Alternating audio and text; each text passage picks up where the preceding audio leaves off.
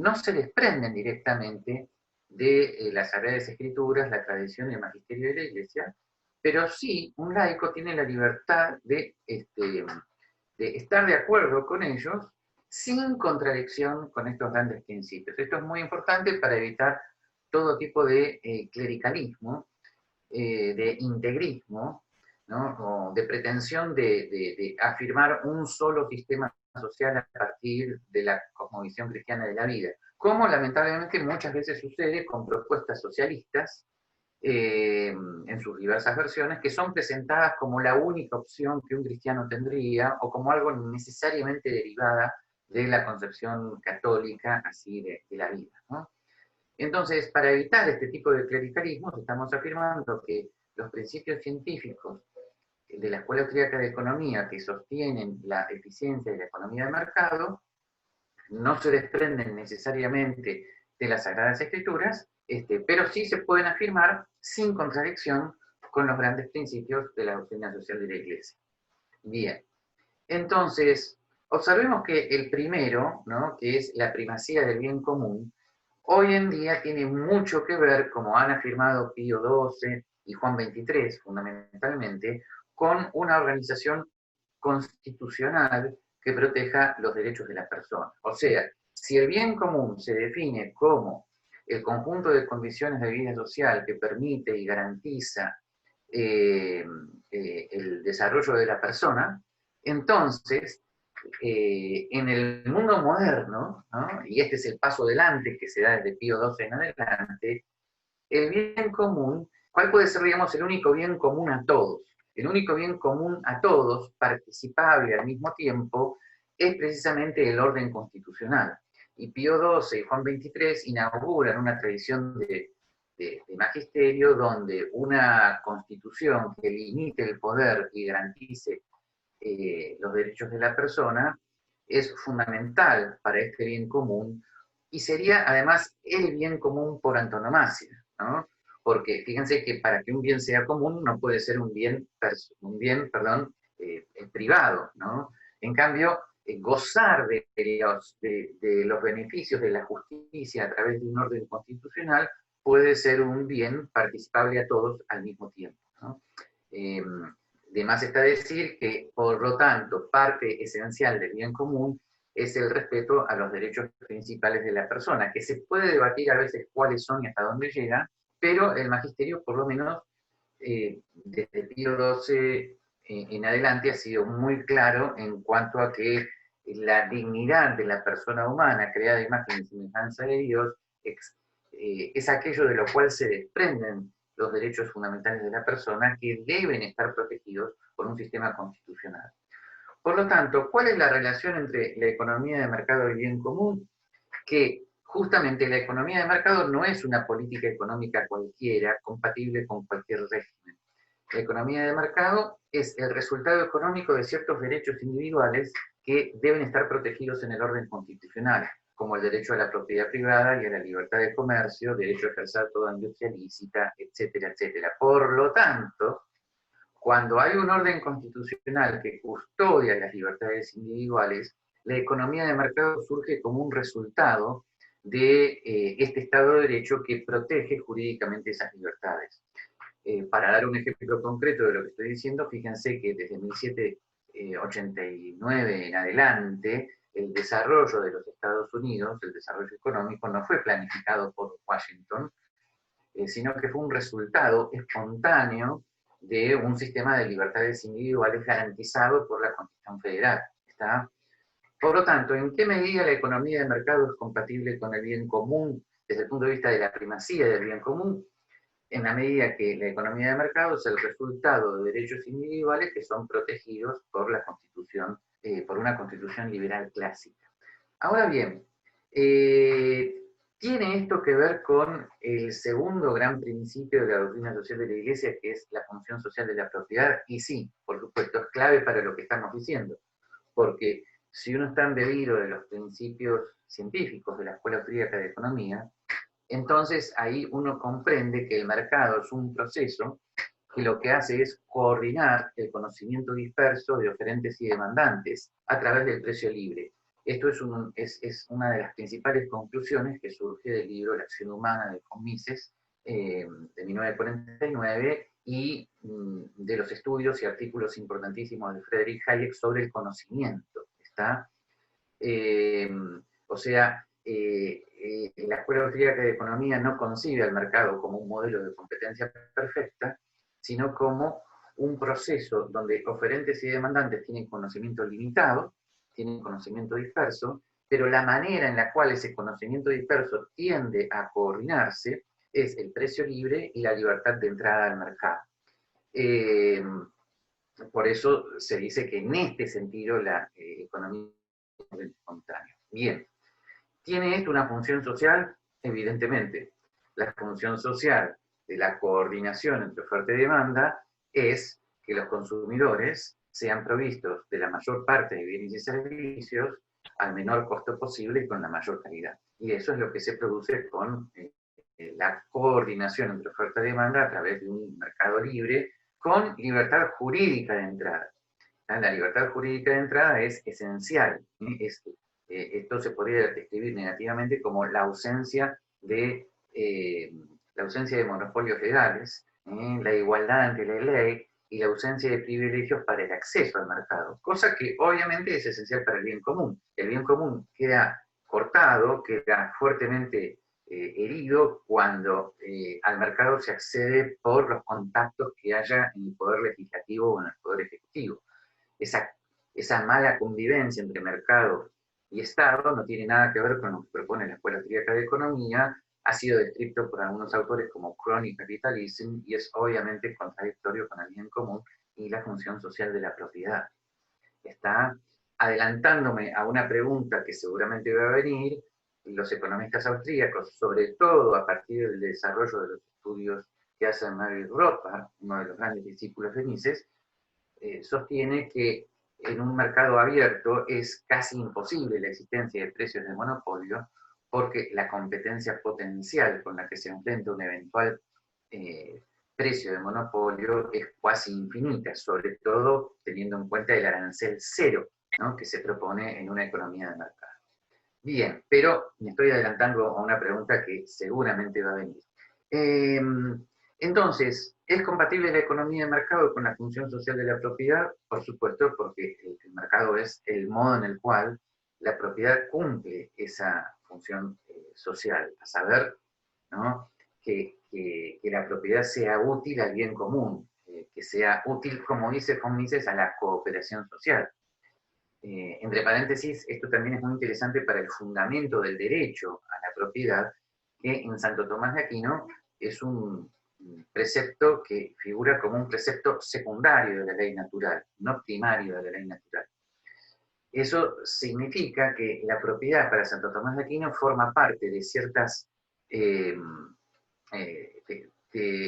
ciertas creaciones humanas acordes con la naturaleza humana, pero que no necesariamente están necesariamente ligadas con el derecho a la vida, que es un precepto primario de la ley natural. Por lo tanto, el fundamento del precepto de propiedad privada en Santo Tomás de Aquino es un fundamento en su utilidad. La propiedad privada se fundamenta como precepto secundario de la ley natural en función de su utilidad. Por supuesto, en el siglo XIII Santo Tomás de Aquino estaba pensando en el sistema feudal. En el siglo XIII, la relación con esto es justamente la que acabamos de hacer. La propiedad privada de los medios de producción como precepto secundario de la ley natural tiene que ver, obviamente, con la utilidad que la propiedad privada tiene para la economización de recursos. Lo cual tiene que ver, a su vez, con el famoso libro de von Mises de 1922 sobre la imposibilidad de cálculo económico en el socialismo. Justamente, en ausencia de precios libres, no se puede realizar el cálculo económico. Por lo tanto, si no hay propiedad privada, no hay precios. Si no hay precios, no hay cálculo económico.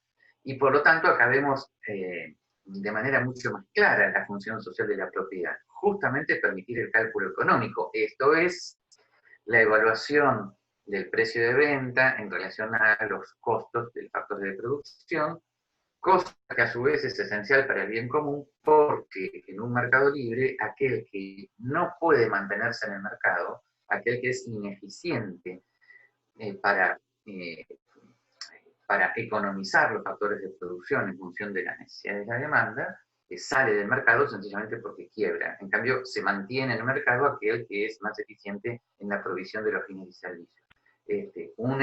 Esto es una manera más de mostrar la armonía entre mercado, función social de la propiedad y el bien común. Ya estarán viendo que es bastante evidente que, por lo tanto, cuando el Estado interviene para mantener una empresa en el mercado, eso, desde el punto de vista de los principios de la doctrina social de la Iglesia, sería contrario a la primacía del bien común. ¿Está? A su vez, todo esto que estamos diciendo tiene una esencial relación con el principio de subsidiariedad, ¿no? El principio de subsidiariedad fue elaborado por primera vez por Pío XI en el ciclo cuadragésimo y globalmente es un principio que tiene que ver con toda organización humana, ¿no?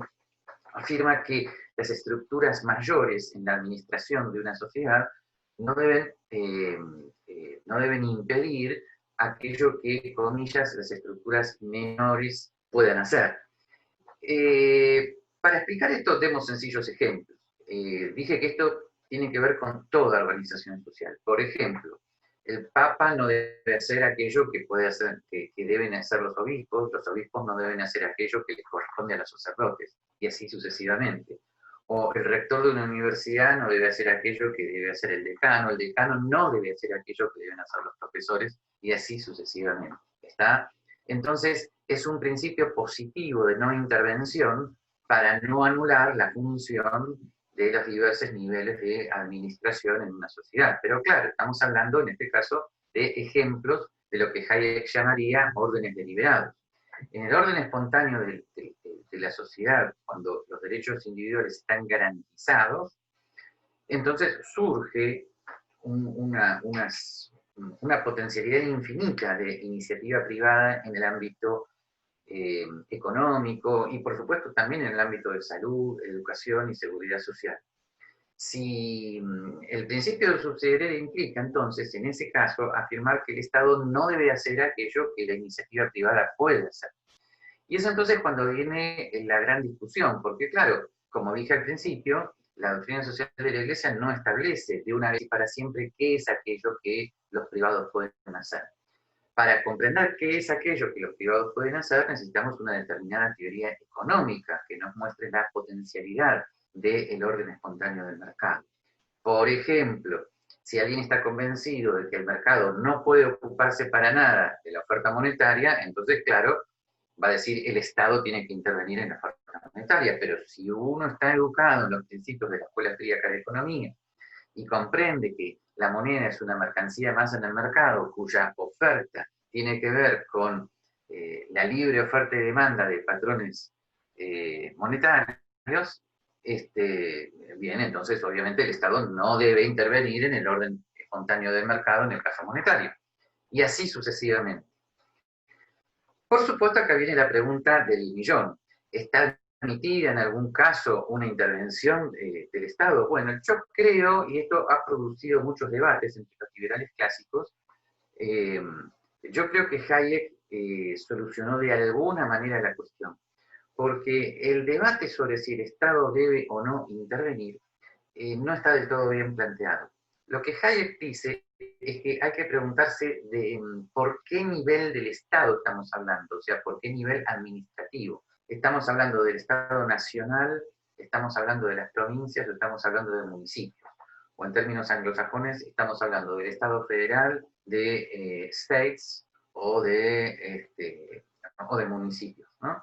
Y entonces, la propuesta de Hayek, siguiendo también las indicaciones de James Buchanan al respecto, es que para evitar la tendencia ilimitada al gasto público del gobierno federal, deberían ser constitucionalmente prohibidas las intervenciones del gobierno federal en materia de salud, educación y seguridad social, y constitucionalmente establecer que los únicos poderes del Estado que pueden proveer bienes públicos en esos tres ámbitos son los gobiernos municipales.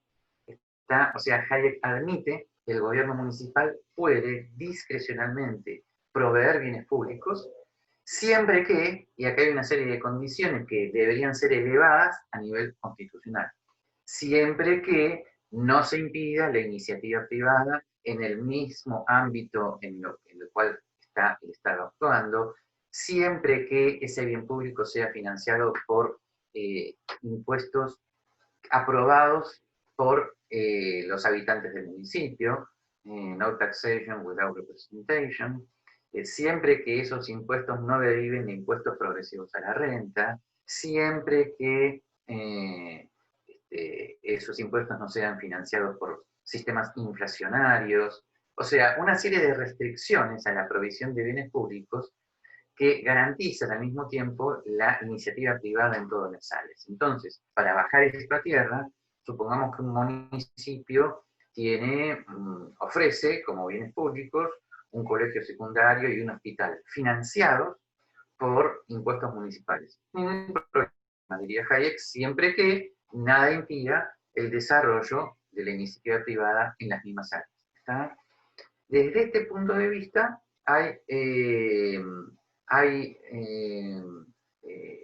yo diría, hay una compatibilidad entre la propuesta de Hayek y el principio de subsidiariedad que propone la Iglesia Católica. Es más, para asombro de muchos, Hayek cita en Derecho, Legislación y Libertad el principio de subsidiariedad de la Iglesia Católica, ¿no? Por supuesto, esto no implica ninguna infalibilidad, Hayek se puede equivocar, pero a mí me parece que no. Después me lo pueden discutir. O sea, a mí me parece que es prudente esta restricción que Hayek coloca al gasto ilimitado en el gobierno federal, permitiendo que los gobiernos municipales sean como válvulas de escape frente a situaciones imprevisibles, donde en determinado momento pueda llegar a ser prudente la provisión de un bien público, y si no es prudente, los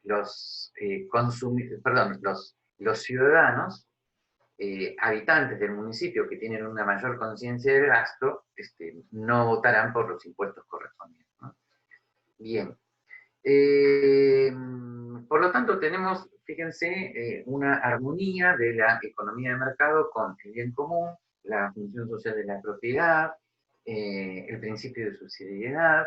Y para concluir, muy relacionado con lo anterior, tenemos uno de las cuestiones más debatidas, que es el tema de la justicia en las retribuciones laborales. O sea, la mayor parte de los católicos están convencidos de que sí, que el Estado debe intervenir fijando salarios mínimos, que el mercado laboral libre es incompatible con la visión católica de la vida, por la doctrina social, porque la doctrina social de la Iglesia establece que debe haber un salario justo. Y entonces, la manera en la cual yo siempre he abordado este problema es distinguir conceptualmente entre salario justo y salario mínimo.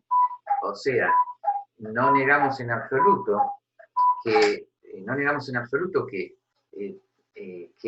la justicia en el mercado laboral tiene un aspecto que no tiene en otros mercados, porque el trabajo es algo que cada uno de nosotros, si es empleado, está alquilando a un empleador, y ahí entra el tema de la dignidad de la persona, ¿no? Que es un tema que no entra en cualquier otra mercancía.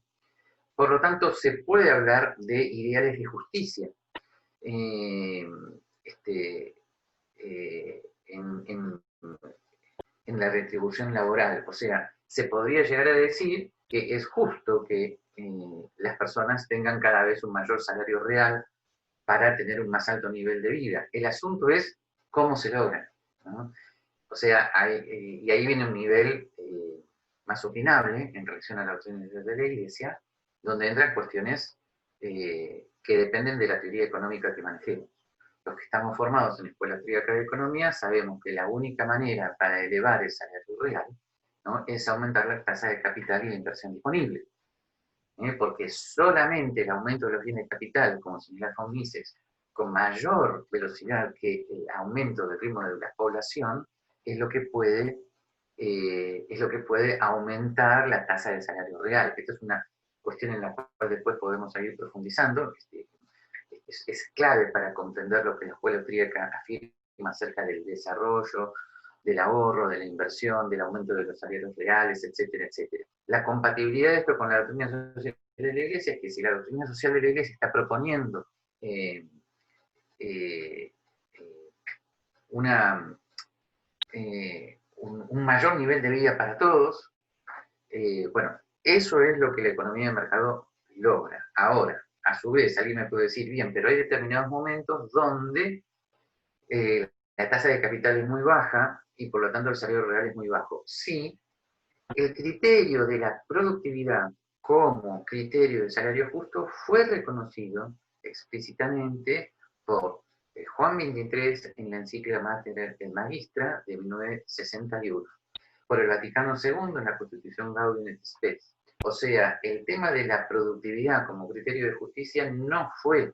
ignorado por el magisterio. No es todo, pero podríamos decir que por lo tanto esto nos permite distinguir entre lo justo ideal y lo justo prudencial en una situación de desarrollo. Si un país comienza la etapa de desarrollo, puede ser que la etapa, que, que la tasa de capital sea aún muy baja en relación a lo deseable, el salario real sea bajo en relación a lo deseable, pero podríamos decir que es lo justo prudencial, porque sería inútil intentar aumentar el salario artificialmente con salarios mínimos, porque eso conduce a la desocupación, o con emisión monetaria, porque eso conduce a la inflación y por lo tanto a la baja y no la suba del salario real. ¿Está? Ustedes me podrán decir, bueno, pero todo esto que estás diciendo habitualmente muchos obispos y sacerdotes no lo saben. Bueno, es que en principio eso no debería ser un problema. ¿Por qué deberían saberlo? Ellos no son economistas. El problema es que, lamentablemente, nos hemos acostumbrado a que muchos obispos, sacerdotes o laicos entren en debates económicos ignorando totalmente a la ciencia económica. ¿Está? Eh, eh, es como si o sea, cuando un obispo o un sacerdote se pone a hablar directamente de temas de ahorro, inversión, desarrollo, salario, etcétera, etcétera, si lo hace como ciudadano tiene todo el derecho. Eh, pero el problema es que muchas veces lo hace desde su autoridad eclesial y entonces invade la autonomía de los laicos. Los laicos obviamente tienen todo el derecho a hablar de estos temas, pero pueden equivocarse también. Lo que pasa es que cuando se equivocan, no lo tienen que hacer en nombre de la doctrina social de la Iglesia. Por ejemplo, en este momento yo estoy diciendo, el salario mínimo produce desocupación. Gabriel, ¿eso lo sacás de la doctrina social de la Iglesia? No, no invoco la autoridad de la doctrina social de la Iglesia. ¿Y de dónde lo sacás? De la Escuela Austríaca de Economía. Simplemente afirmo que la Escuela Austríaca de Economía no es incompatible con la doctrina social de la Iglesia. ¿Está? O sea que en términos eclesiales es lo mismo que decir que yo no soy un hereje por pensar que los salarios mínimos producen desocupación, salvo que lleguemos a un nivel de locura total, que se agregue así como dogma de fe, ¿no? Que yo debo creer que los salarios mínimos son eficientes. A ese nivel de locura total a veces se ha llegado, pero obviamente es incompatible con cualquier sensata teología, ¿no? Eh, Así que, en fin, podríamos concluir diciendo que, en términos generales, cuando uno armoniza los principios de la escuela austríaca con el funcionamiento del mercado y con los grandes principios de la doctrina social de la Iglesia, podemos llegar a la conclusión de que las cosas son, de que las cuestiones son, las dos cuestiones son compatibles, ¿no? Desde luego, falta mucho en la toma de conciencia de todo esto, pero no en vano, algunos autores han comenzado hace mucho tiempo este recorrido, ¿no? Últimamente hay autores importantes, ¿no?, para leer al respecto, como por ejemplo Sam Gregg, el padre Robert Sirico, el menos conocido entre los ambientes, pero entre nuestros ambientes, pero muy importante, Martin Ronheimer, que en este momento está en Viena, está Mario Sila, o sea, hay autores nuevos, Alejandro Chafuen, me estaba olvidando. Entonces hay autores nuevos, muy importantes en esta cuestión, que están arrojando mucha luz en esto, y bueno, no nos desanimemos, tal vez no es el momento para que estas cosas sean recibidas por el magisterio, pero confiemos en que en algún momento las cosas van a estar un poquito claras. Bien, y ahora lo más importante es abrirme a todas las preguntas y comentarios que me quieran hacer.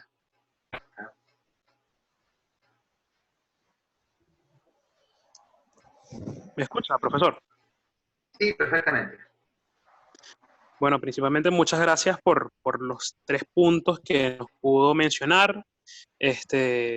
Un periodo muy resumido, pero bastante esclarecedores, como son el principio de subsidiariedad, el papel social del mercado y la primacía del bien común. Dentro de eso tenemos 2 preguntas acá en el chat. Las demás personas las pueden ir agregando y las vamos leyendo. La primera pregunta la hace Wen y nos pregunta y nos dice, ¿no? Deseamos intensamente poder implementar un sistema de economía social de mercado y lo planteado por el modelo austriaco, pero ¿cómo contar con la dotación inicial? Bueno, todo depende de qué se entienda por dotación inicial. Si entiendes un capital inicial, eso tiene que ver mucho con la teoría del ahorro, ¿no? Justamente la revolución industrial fue tan larga y tan difícil porque no había ningún tipo de ahorro previo, o sea, muy lentamente se logró salir de condiciones feudales para pasar a condiciones de acumulación de capital, porque no había ningún tipo de ahorro previo. Pero ahora la situación ha cambiado. Lo que pasa es que lo que voy a decir es exactamente lo contrario de lo que piensan los socialistas y los intervencionistas. Eh, Cualquier país que establezca condiciones jurídicas de una democracia constitucional, igualdad ante la ley, Estado de Derecho y libertad de entrada al mercado, por lo tanto deja abiertas las puertas a aquello que los marxistas consideran el horror, pero es todo lo contrario, que son las inversiones extranjeras, pero que no deben venir de la mano de un acuerdo de una empresa con el gobierno. Las empresas sencillamente tienen la libertad de instalarse en condiciones de igualdad ante la ley y hacer lo suyo. ¿Está? La inversión extranjera, desde el punto de vista de la escuela austríaca, es ahorro que está siendo invertido en un país y por lo tanto reduce enormemente el periodo de espera para que el ahorro fructifique. ¿No? No sé si me explico, o sea, inversión extranjera es justamente inversión recibida de un ahorro que nosotros no habíamos hecho. Y es una gran ventaja para la capitalización. Eso explica que algunas naciones en la posguerra se hayan podido industrializar tan rápidamente, como Alemania, Italia, Francia, luego sido España, Japón, después de la Segunda Guerra, y tengan en cuenta que la objeción habitual que se recibe frente a esto es que Europa contó con asistencia financiera de los Estados Unidos. Bueno, quiero decirles que la misma asistencia financiera fue dada a Alemania del Este, y que sin embargo siguió sumergida en la pobreza y en su desarrollo precisamente porque no tenía condiciones de mercado, ¿no? Así que, más allá del delicado tema de la asistencia financiera, el capital inicial no es económico, es jurídico, es una constitución que garantice la libertad de entrada al mercado y las inversiones extranjeras. Exactamente lo contrario de lo que piensan los marxistas, exactamente el mundo al revés de lo que los marxistas proponen.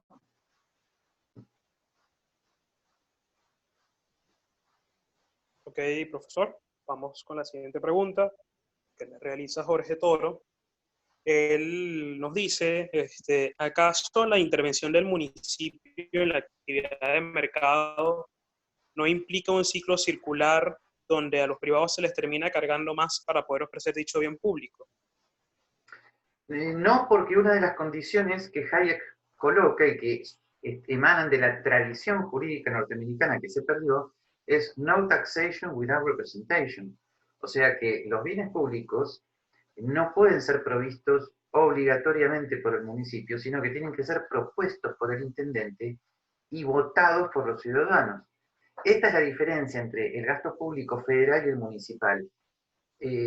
Por ejemplo, en este momento, si bien Estados Unidos tiene otros problemas, En estos momentos, si el gobierno federal norteamericano quiere ir a Marte, y bueno, un ciudadano privado dice que vayan, no se da cuenta en realidad de lo que el gobierno le va a hacer pagar a él, vía mayores impuestos, mayor deuda pública, que en Estados Unidos es trillonaria, es un horror, y un mayor nivel inflacionario. En cambio, en una municipalidad, si un intendente quiere quedar bien y hacer un puente, los ciudadanos van a tener que votar los impuestos correspondientes para el puente. Y hay que ver si los van a votar. ¿Está? O sea, ellos tienen mayor control de gasto. Así que esa es la diferencia y la importancia del nivel municipal. O sea, debería estar constitucionalmente prohibido que el gobierno municipal provea bienes públicos sin el consentimiento impositivo de los gobernados. Por lo tanto, un intendente no puede decir voy a hacer un puente. El asunto es sí, voy a hacer un puente. ¿Saben qué? Van a tener una carga impositiva de un 10% mayor. Bueno, hay que ver si lo votan. Así de simple. Incluso recuerdo, profesor, que en una conferencia dictada por usted en el Instituto Acton hace un mes o semanas, también hablaba sobre los bienes públicos privados, que son aquellos Sí. que son Bueno, asumidos por es el caso del fundaciones, puente. civiles. El caso del puente es un ejemplo muy bueno. O sea, ¿por qué necesariamente un puente tiene que ser estatal? O sea, un bien público estatal. Puede ser un bien público privado en la medida en que una empresa privada lo haga y luego cobre un peaje correspondiente. Este, y esto es una mejor administración de los recursos porque aquellos que no usen el puente no van a tener que pagar por él. Así que la privatización de bienes públicos habitualmente es posible. Cuando no es posible y es políticamente conveniente que el Estado provea un bien público, bueno, en caso por caso los ciudadanos van a tener que decidir. Incluso lo mismo con respecto a ciertos gastos del gobierno federal, ¿no? Este, em, si un presidente quiere hacer una ruta para llegar a tal lugar y no es rentable, bueno, eso no se llama inversión pública, es gasto público.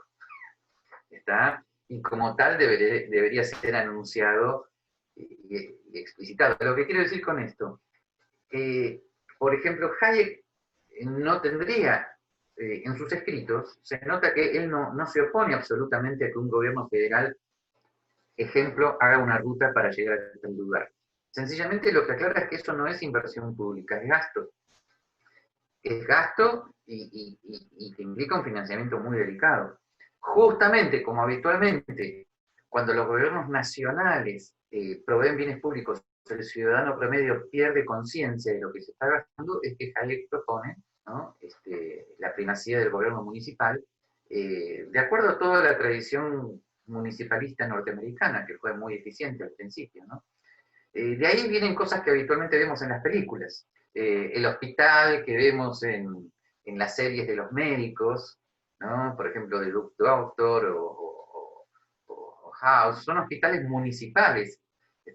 Las típicas escuelas que vemos en las series de películas de temas educativos, con los lockers y ese tipo de cosas, son escuelas municipales. Lo que ocurre es, claro, a nosotros latinoamericanos, cuando vemos esas cosas, nos parecen muy lujosas, pero para ellos son sencillamente bienes públicos municipales provistos por las municipalidades. Eh, y en general, hasta ahora, porque el pobre Estados Unidos se está volviendo loco, hasta ahora nada impide que haya importantes servicios privados de salud y de educación. Si bien en Estados Unidos tradicionalmente la salud y la educación es mucho más cara porque la tradición municipalista ha sido tan barata, ¿no? Que ha acostumbrado culturalmente al ciudadano promedio a el menor gasto en ese tema, pero en general los ciudadanos tienen relativa conciencia de que lo están pagando. Lo que ocurre es que últimamente, bueno, toda esa tradición ha desaparecido un poquito, ¿no? En fin, habría muchas cosas que seguir comentando. Seguimos con unas preguntas de Zeus, creo que son las últimas que tenemos en el chat. A ver si. Y él nos pregunta, de una forma resumida, para sintetizar sus tres preguntas, ¿qué sucedería si un país latinoamericano implementa un modelo como este de economía social de mercado o austriaco? ¿Qué efectos tendría en Latinoamérica? Eso ya es un poco sobre relaciones internacionales en el sentido regional. También nos pregunta qué papel tendría, en pocas palabras, o qué posición tomaría este modelo frente a un sistema de educación pública. Y déjeme leer la última pregunta por acá. ¿Qué tipo de gastos y obligaciones tendría el Estado partiendo de este modelo? Bueno, hay varias cosas que tocar ahí. Primero, han pasado ya muchas décadas y tenemos algunas enseñanzas. El caso de Chile el año pasado nos muestra que son inútiles las reformas de mercado si no hay un cambio cultural. Así que mucho cuidado con eso.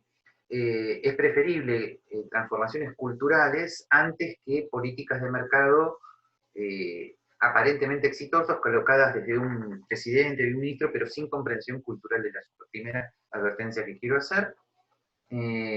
Segundo, no me acuerdo ahora la otra parte de la pregunta. ¿Qué efectos tendría esto? Vamos a suponer que las reformas fueran políticamente aceptadas y efectivamente se pasara a la privatización de la mayor parte de bienes y servicios, un sistema de moneda privada, impuestos muy bajos, solamente impuestos indirectos. Bueno, a ver, los efectos obviamente serían muy buenos en principio. Ahora quiero hacer una aclaración.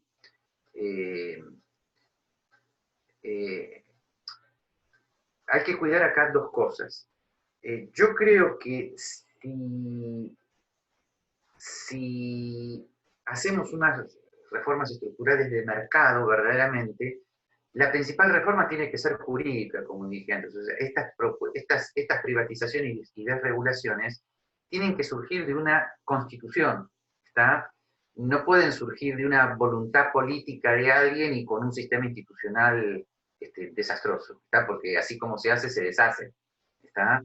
Entonces, los latinoamericanos tenemos que cuidarnos mucho de la institución de el autócrata liberal, o sea, el que dentro de un ambiente de anomia institucional y legal va a hacer una política de mercado, porque si la anomia institucional sigue, el próximo presidente liquida todo inmediatamente.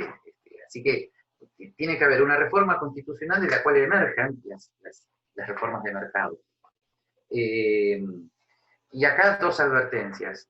Si esto se hace, hay que salirse inmediatamente de todos los acuerdos regionales de comercio, hay que salirse del Mercosur, hay que salirse de todos estos acuerdos regionales que son absolutamente intervencionistas y estatistas. ¿Okay?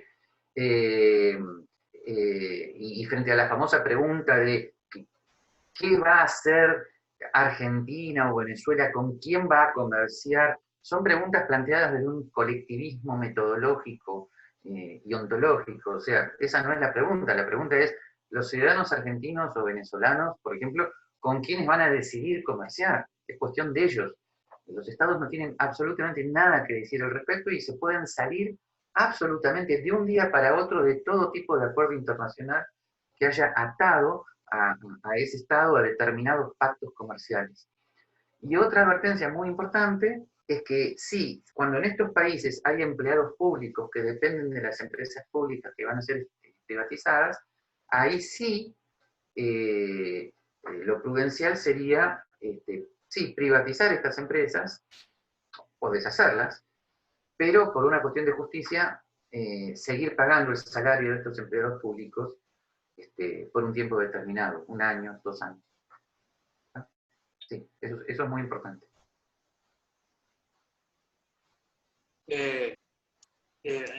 Zeus agrega una pregunta, pero antes de eso me gustaría mencionar o seguir los comentarios que nos hacen por el chat.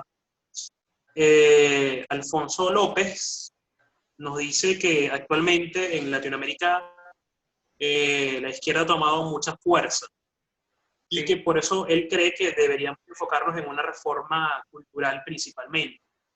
Creo que es importante recordar de que la Jesús, izquierda ¿sigue justamente en conectado? Latinoamérica, ¿sí? Creo que se le cayó un poco el ¿Me internet. escuchan? yo escucho bien, ¿eh? Yo también te escucho bien, Cristian.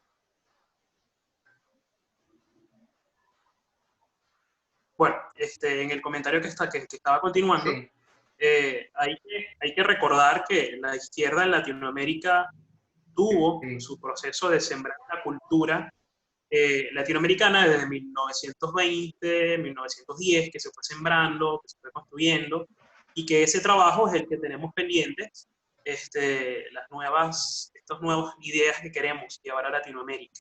Chicos, Y que es ¿escuchan un a trabajo Jesús? que lleva años, pero es un trabajo que tenemos que comenzarlo desde ya, porque ya el sí, deber nos hace ese llamado. sí. También nos preguntan por el chat, profesor, si usted está de acuerdo o no con la integración. Hay mucho debate y en gran parte la mayoría está de acuerdo con una integración latinoamericana que se comenta por allá por Argentina, cuál es el punto que se ha llevado sobre esto. Bien. Sobre el tema cultural quiero decir que tal vez ustedes, las nuevas generaciones, lo más importante que tengan para hacer en materia política es integrar, independientemente de, a ver, independientemente de casos como Venezuela y Argentina que se está acercando, donde prácticamente esto es imposible, pero en la medida que sea posible, integrar listas de diputados es importante porque el diputado, más que el senador, pero también puede ser, es el que está en condiciones de instalar debates sobre ciertas cosas. Tiene que haber diputados brillantes en las cámaras, que sean capaces de tener ideas propias, oratoria propia y poder defender ideas que al principio la gente vea como enloquecidas y que tal vez las personas rechazarían si fueran impuestas desde el Poder Ejecutivo. Pero el diputado tiene la posibilidad de pelear por ellas, de salir a la luz pública y de comenzar a hacer una transformación cultural, casi como si fuera un docente, ¿no?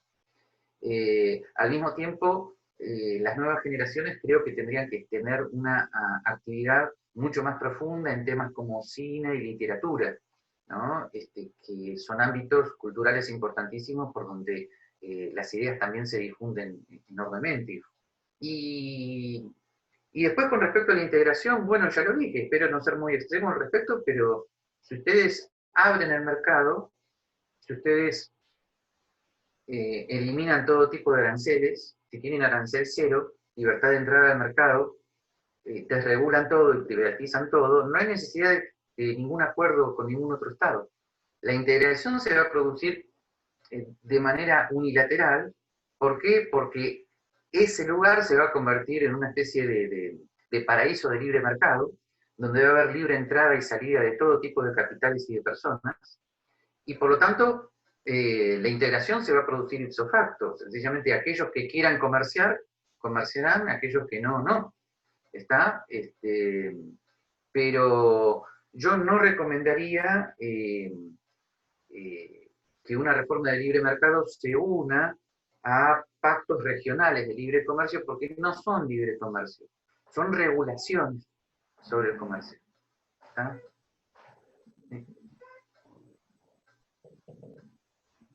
Claro, claro, profesor.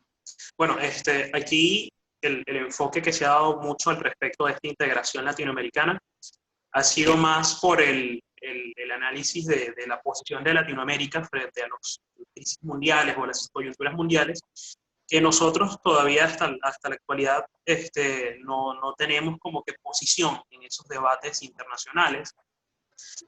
Hay un viejo presidente ya fallecido venezolano, que era Rómulo Betancourt, fundador de nuestra democracia. Él decía de que Latinoamérica eran 20 enanos, que mientras no estuviesen de acuerdo en un discurso, o estuviesen de acuerdo en una posición a niveles internacionales, no podían tener una participación o una influencia como la que logró tener la Unión Europea luego de Sí, épocas de... es que, a ver, yo estoy de acuerdo con el viejo sueño de la integración latinoamericana. Lo que ocurre es que ese viejo sueño tiene que darse como, si se diera, debería ser lo mismo que los Estados Unidos originarios. O sea, estados que se unen en una constitución liberal clásica, no una federación, sino una confederación, con absoluta y total libertad de entrada y salida de capitales y de personas, arancel cero entre todos los estados y de los estados para afuera, y eso sí va a ser una integración latinoamericana, además porque esa confederación estaría unida a una constitución que garantizaría el respeto de los derechos humanos básicos de manera integrada, ¿no? O sea, no solamente cada país latinoamericano tendría su constitución liberal clásica, sino que habría una integradora, ¿no? Y una Corte Suprema de Justicia latinoamericana que garantizaría los derechos humanos fundamentales. Pero obviamente esto es un sueño, tal vez más avanzado que Viaje a las Estrellas. Pero sin embargo, a mí me parece que eh, será un sueño, pero no hay otra salida. Miren, les voy a decir lo que decía Ortega y Gasset cuando la Unión Europea parecía una utopía total. O sea, por los años 20, 30, cuando todos estaban dispuestos a matarse, como ya habían hecho, y como se hicieron, y como hicieron de vuelta, ¿no? O sea, entre las dos guerras, Ortega tuvo una frase extraordinaria, y creo que habría que decirlo y fomentarlo. Dijo, puede ser que la Unión Europea sea una utopía, pero la real utopía es que Europa pueda subsistir sin esa integración. Y efectivamente tuvo razón, porque en última instancia, si Europa tuvo un momento clave, fue después de la Segunda Guerra, más o menos hasta los años 60 y 70, ¿no? Luego, por supuesto, todo se desdibujó porque la Unión Europea prácticamente se convirtió en un soviet bondadoso para sus ciudadanos, pero soviet al fin, que no era eso en lo que estaba pensando Ortega, ¿no? Pero no sé si me explico. Puede ser que nosotros jamás logremos una Latinoamérica unida bajo los ideales del liberalismo clásico, pero el resultado es exactamente lo que estamos viviendo. El resultado es la pobreza más abyecta, la violación de los derechos humanos fundamentales. O sea, el resultado es exactamente el que tenemos. Y la utopía es, ¿no? ¿Tiene futuro una sociedad así? Lo que pasa es que ahora todo el mundo se volvió loco, ¿no? Pero yo diría, por ejemplo, yo 10 años antes hubiera dicho, posiblemente toda Latinoamérica dentro de algunos años va a ser invadida por los japoneses, ¿no? O sea, no tenemos futuro constitucional, institucional. Lo que pasa es que ahora parece que el mundo entero no tiene futuro. Pero bueno, no nos pongamos apocalípticos, ¿no? No, o sea, a ver, si la reflexión es, Gabriel, lo que tú dices es utópico, lo que yo respondo es, lo utópico es suponer que podemos seguir viviendo así. Eso es lo más utópico. Porque no estamos viviendo, estamos sobreviviendo de una manera lastimosa. Eso no es vida desde un punto de vista institucional y social. Estamos sobreviviendo. ¿Ah? Bueno, y ahora con el nuevo choque de la crisis mundial estamos sobreviviendo y retrocediendo a la vez. Exactamente, exactamente. Así que, en fin, la verdad, ahí, bueno, por algo la filosofía es importante, desde el punto de vista filosófico, ¿no? ¿Qué quiere decir vida humana, digna de ser vivida, ¿no? ¿Ok? O sea, sí, en los campos de concentración también algunos sobreviven, pero eso no es una vida humana digna de ser vivida. Ese es el problema. Cristian quiere hacer una pregunta, pero antes de eso me gustaría cerrar con una de las preguntas del chat que nos realizan de que el modelo austríaco habla de que no apoyan los bancos centrales. Entonces nos hacen la pregunta es de que esta economía de mercado bajo la doctrina social de la Iglesia, ¿qué propone? ¿Mantener el banco central o no mantenerlo? Y de allí sería bueno darle paso a la pregunta. Sí, como dije antes, a ver, desde la doctrina social de la Iglesia no se debe responder esa respuesta. La doctrina social de la Iglesia no es algo de lo cual se pueda desprender o no la existencia de un banco central. Lo que pontífices y obispos deberían decir es, nosotros en ese tema no nos introducimos y respetamos lo que los laicos puedan decir. Ahora, ¿qué podemos decir los laicos? Bueno, los monetaristas estarán de acuerdo con un banco central independiente del Poder Ejecutivo, con una emisión de moneda constitucionalmente limitada al Producto Bruto Interno. Bueno, ese sería el modelo de los chicagenses. Los keynesianos van a proponer un banco central discrecionalmente bajo el Poder Ejecutivo que emita todo lo necesario cada vez que se le ocurra. Bueno, okay. Puede ser un buen católico, pero va a ser un mal director del Banco Central. Y los austríacos sencillamente vamos a proponer políticas de libre mercado monetaria, pero ahí a su vez hay cuestiones prudenciales. La pregunta es, ¿existiría la posibilidad política de ir directamente a una moneda de mercado? Bueno, si no, si la respuesta es no, podemos ir por lo menos a un modelo de banco central independiente del Poder Ejecutivo. ¿Está? En la Argentina eso ya sería un paraíso, ¿no? Bueno, con reducir, o sea, se reduce el gasto público, la presión, ¿no? Pero yo insistiría más en que al mismo tiempo que se va a un banco central con poderes más reducidos, se libere el curso forzoso, se abre a la libre competencia de monedas, se privatice y se desregule enormemente el sistema bancario y que en última instancia la transición conduzca a una libre competencia de monedas, donde la inflación, por lo tanto, va a ser imposible jurídicamente y eso es una de las condiciones fundamentales de desarrollo, ¿no? Sí.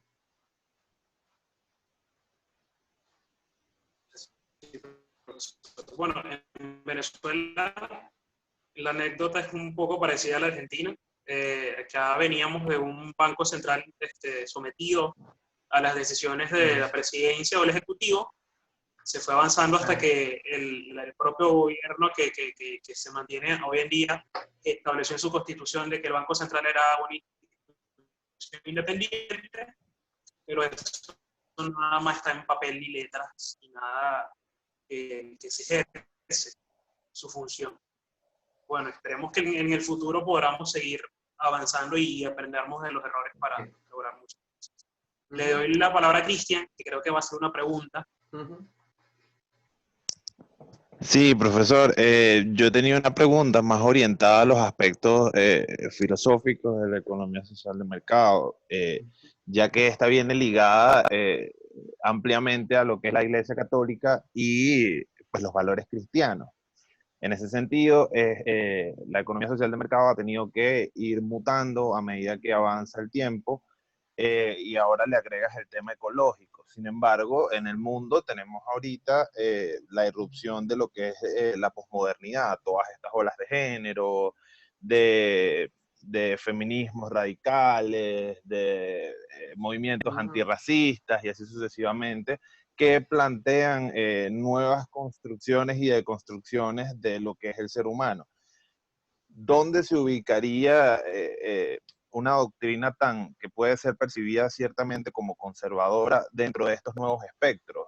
¿Mutaría hacia una ala más progresista dentro de su punto de vista o mantendría esos valores cristianos que justamente han traído todo de lo que usted habló, la solidaridad, la dignidad humana y todo esto que desde mi punto de vista es transversal a toda la lucha de posmodernismo que se está hablando en este momento, pero ciertos sectores de la sociedad pueden no compartir esta visión?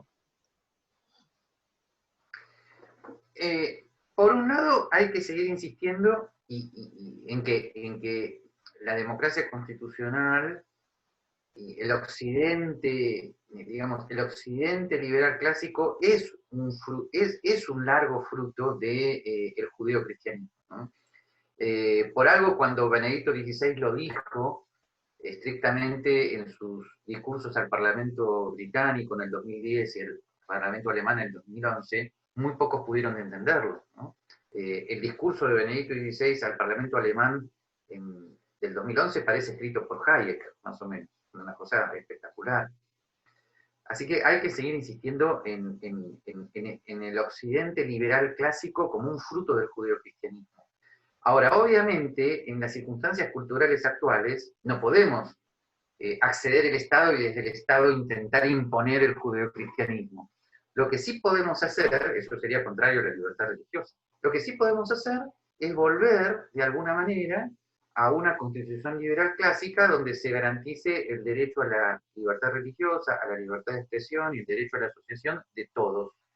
Y es necesario un liderazgo suficiente que explique a la opinión pública que el verdadero pluralismo y que la verdadera diversidad tiene su base en el respeto a esas libertades individuales. Pero para esto se necesita bastante liderazgo y posibilidad de educación y de explicación de lo que está sucediendo. Perdón, de lo que podría suceder en ese caso. Esto es, una constitución liberal clásica es una constitución que impediría que determinados lobbies, ya sea el lobby católico o el lobby LGBT, se introduzcan en los poderes del Estado, ¿no? Y desde ahí impidan a otros su libertad de expresión y su libertad religiosa, que es lo que está sucediendo en este momento. O sea, hemos pasado de la España de Francisco Franco a la dictadura del lobby LGBT, ¿no? Pero ambas son dictaduras, ¿no? Entonces, hay que insistir en cosas muy claras, y yo no tengo miedo en decirlo. Un ser humano un indígena tiene derechos por ser humano, no por ser indígena. Una mujer tiene derechos por ser mujer, no por ser ser humano, no por ser mujer. Un homosexual tiene derechos los mismos que un heterosexual, ¿no? Por ser humano, no por ser homosexual. O sea, no son supuestos colectivos explotados los sujetos de derechos. En un pacto constitucional liberal clásico, los sujetos de derechos es cada persona, que además no tiene necesidad de estar en conflicto con la otra, porque la Constitución liberal clásica le garantiza que él pueda dirigir su vida y sus grupos y sus asociaciones como quiera, respetando el como quiera de las demás. ¿Está? Por lo tanto, no es cuestión de ir hacia, una España franquista donde ser homosexual era delito. No, ser homosexual no es ningún delito. ¿Está? Sencillamente, opinar lo que se quiera con respecto a la heterosexualidad o la homosexualidad tampoco debería ser delito. Ese es el punto. Y si las instituciones religiosas quieren seguir sus preceptos al respecto, también tendrían que tener la libertad de hacerlo. Y si quieres tener una escuela privada donde se enseñe educación sexual y reproductiva de un modo, la tienes, y si no, también. Entonces, en última instancia, un pacto constitucional clásico debería ser acompañado de un suficiente liderazgo donde esta vuelta a la democracia constitucional sea acompañada por explicaciones como las que estoy diciendo. Lamentablemente, la centroderecha latinoamericana está muy poco ilustrada. O sea, son habitualmente tecnócratas, gente que se cree que no sé de dónde ha salido y que, en fin, no quiero dar nombres, ¿no? Pero, o sea, los supuestos presidentes de centroderecha en Latinoamérica, Excelente respuesta.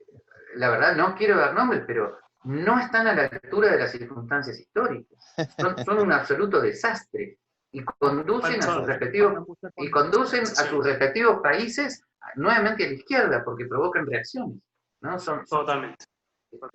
Así que la verdad, espero que ustedes tengan el Claro. desafío como nueva generación de ser esos líderes nuevos, ¿no? Realmente, porque si no, no hay mucha salida. Bueno, chicos, ya nos quedan 5 minutos. El profesor se tiene que retirar porque tiene una clase. Sí. Me gustaría recomendar justamente por la conversación que tuvimos un artículo del profesor Zanotti que se llama ¿Por qué no soy conservador, pero sí soy conversador? Ah, sí. Creo que lo pueden ubicar en la página del Instituto Acton. Él hace un análisis un poco al respecto. Sí. También se los puedo compartir por el correo. Sí. Nuevamente, muchas gracias. Podemos enviárselos al correo. Exacto. En todo caso, les dejo... muchas gracias a todos los que están conectados a la sesión. Les dejo en el chat. Muchísimas gracias al profesor Zanotti por acompañarnos nuevamente desde Argentina. Les dejo en el chat mi blog, donde están la mayor parte de esos artículos. Excelente, profesor. Bueno, antes de Vaya, qué retirarnos, manera de cerrar con nos esa pueden- última respuesta. Bueno, ok. antes de Y retirarnos, cualquier cosa. para mencionar nuestras Sí. redes sociales, Creo que es eso. pueden encontrar al profesor Gabriel Zanotti por Instagram, @GabrielMises, a mi persona, @JesusE.Luces, a Oikos UCB de la Escuela de Economía, @Oikos UCB, a Hechos de la Escuela de Estudios Políticos, Hechos UC, y Cristian, ahí sí no me recuerdo cuál es tu dirección, a ver si la puedes mencionar, y bueno, cerramos con el profesor. @Cristian Manrique con CH piso US. Miren, ahí está mi email, es lo que yo más respondo. Soy una generación vieja y me manejo más con email directamente. ¿Está? Así Bien, es. bueno, Muchísimas gracias, sí, profesor. bueno, Un honor para nosotros compartir con usted. terminando. Gracias por todo. Gracias por todo. Live long and prosper. Saludos.